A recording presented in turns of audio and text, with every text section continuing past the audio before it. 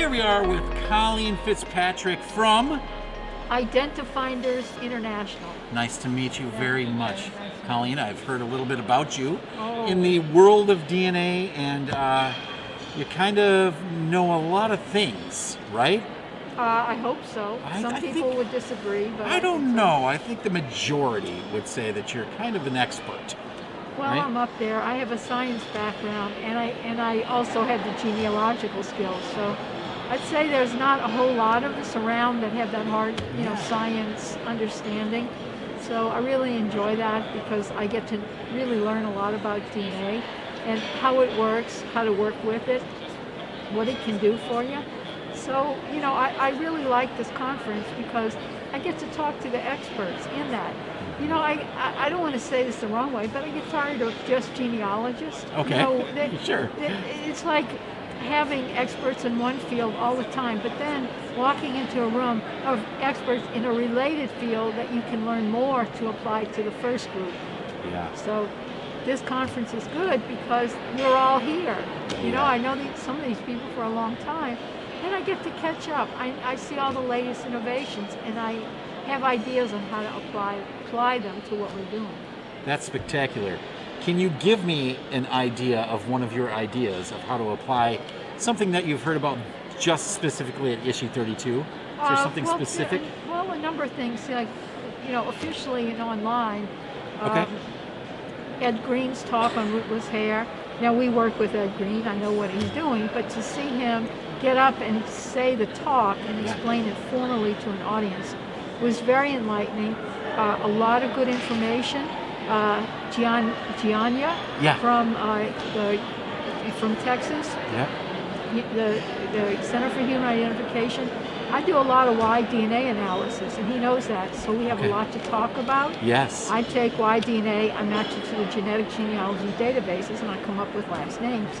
So because that data is kind of chaotic, I can't do a formalized study, but he's given me some ideas on some probabilistic methods that I can use to see if my name is right, stuff like that. Yeah.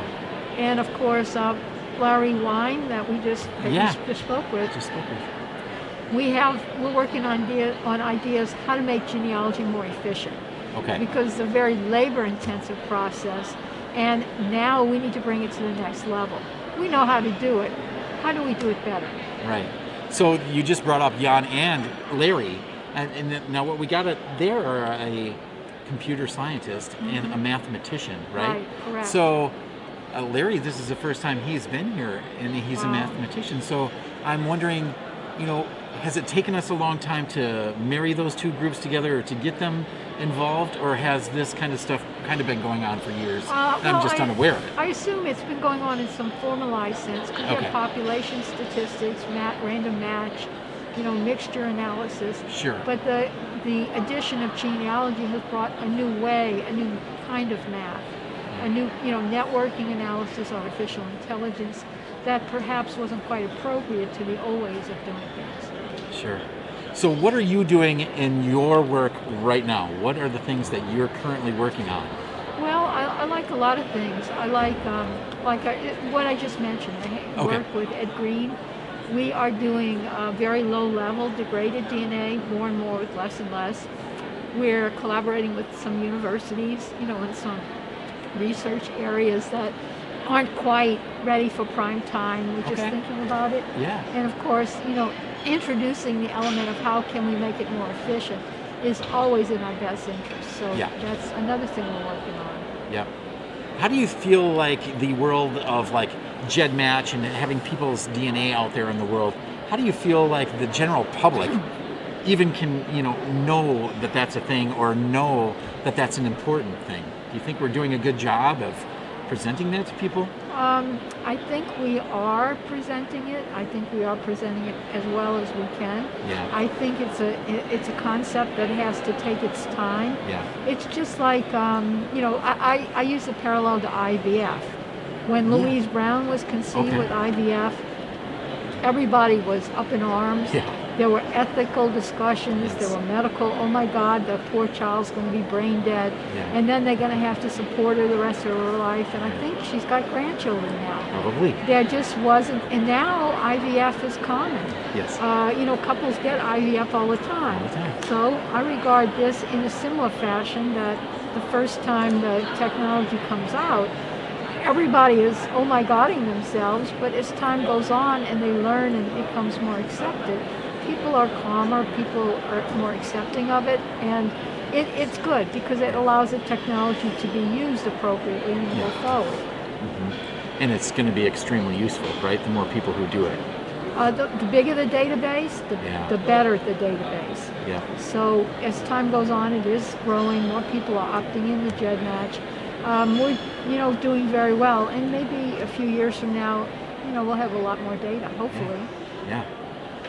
So we're just living through this pandemic and everything like that, and I know a lot of people had a lot of struggles. But can you describe for me anything that positive that came out or has been changed in your life that is now something you want to hold on to and not give up? Yeah. Well, it was very hard for me in the pandemic because I live far away from my biological relatives. Okay. Of course, couldn't see many friends. Yes. I do have a tenant that I rent a room with, so somebody's in the house with me, which is good. But it was really hard on me, and yet the good part was I didn't have to travel as much as I was doing. So I got grounded. I kind of just got my feet on the ground on where I was, kind of my routine, more of a healthy, normal routine. And then, very importantly, I found out who my friends were. Because, at times I was going crazy. Yeah. People would say, she's going crazy, she's a good person. And then I'd go crazy and somebody would go, run for the hills, I never want to see that woman again.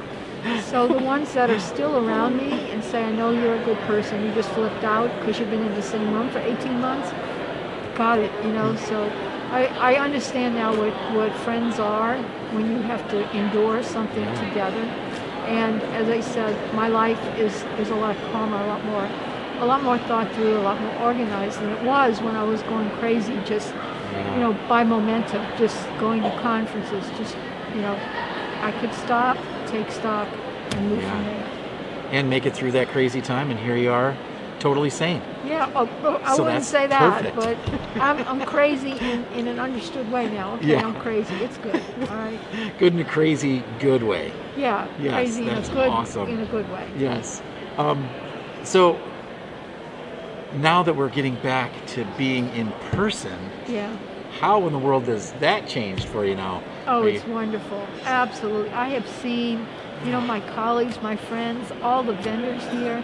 There's people I haven't seen in 2 years. Yeah. People I've Zoomed with or occasionally called. But actually being able to see them, chase them down the hall, sit next to them, corner them and say, I haven't seen you in 2 years, sit down. Yeah, Have a I've seen you. catch up." I've seen you track a few people down. Yeah, It's pretty impressive.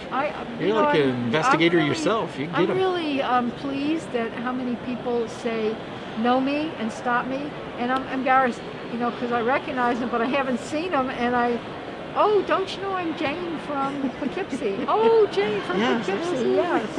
Oh, yeah, I remember you. So, I'm just thrilled. The in-person thing is very, very, very important. Yeah, it's better. These kind of conversations are so much more enjoyable. Oh, they right? are. Person yes. to person. Right, this wouldn't be the same over Zoom. I know. You can't be yourself.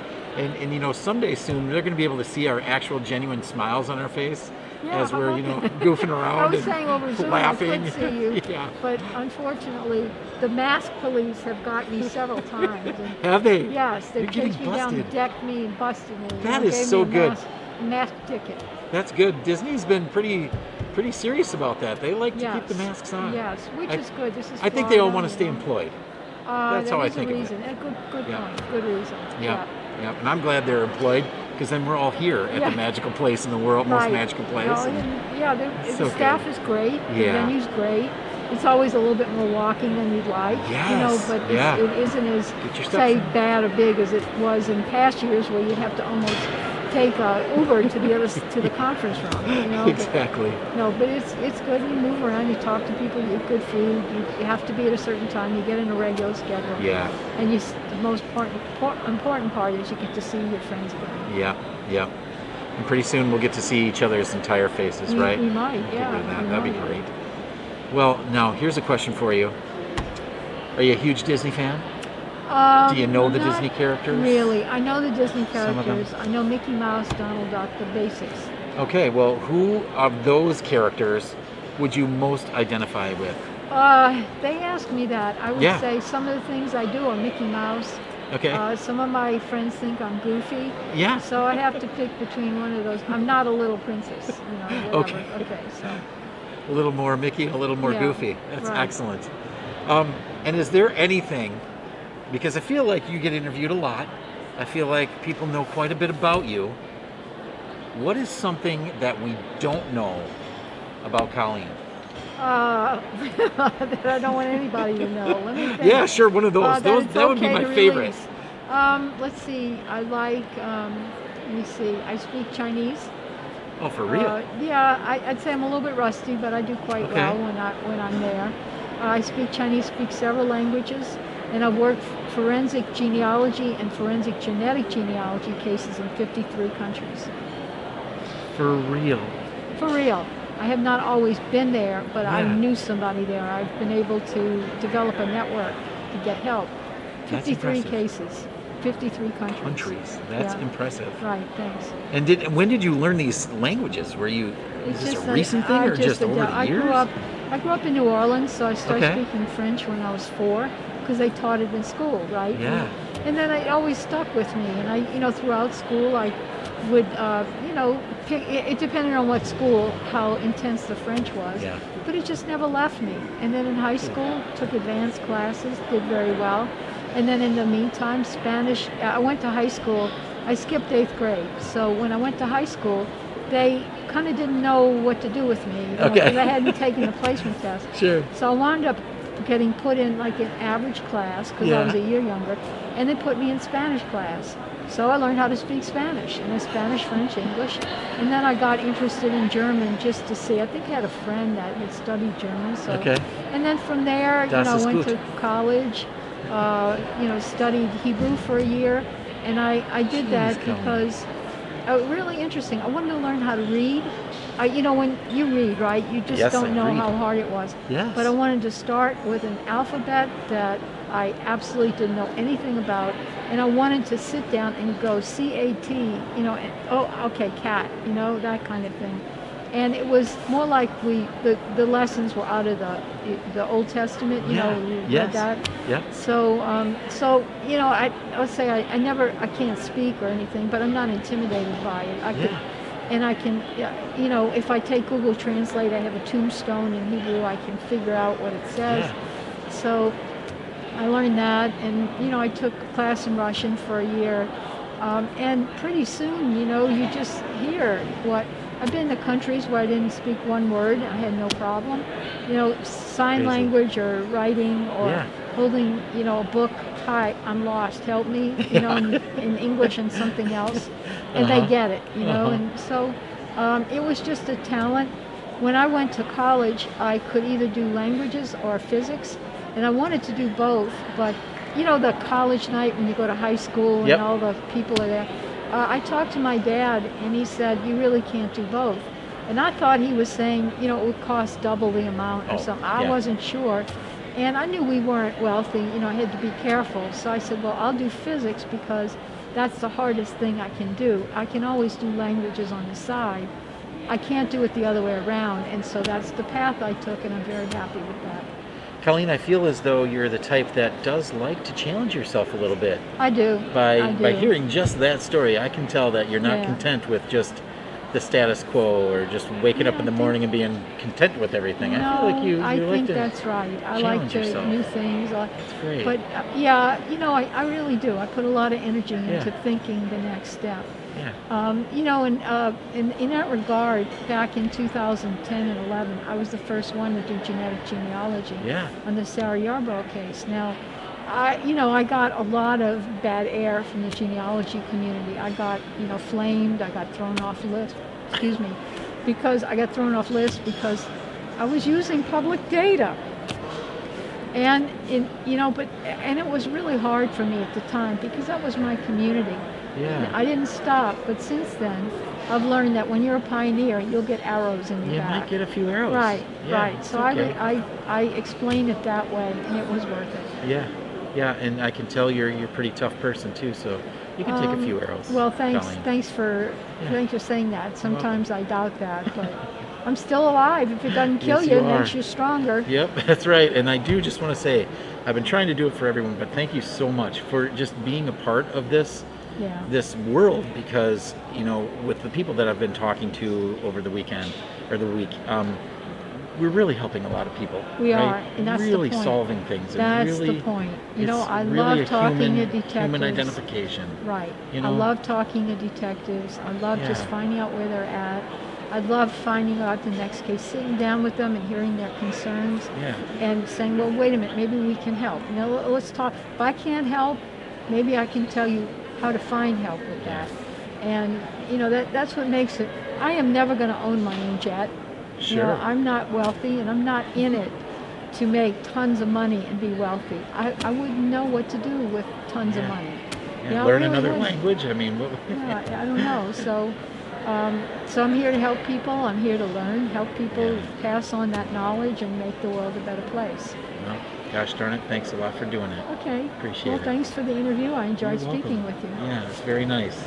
Thanks a lot, Colleen. Thanks for Okay. sitting down with me. Yeah, sure. See you next year. Yes, I'll see you next year. Issue 33, Washington, okay. D.C. Oh, gotcha. That'll be fun, right? Yeah.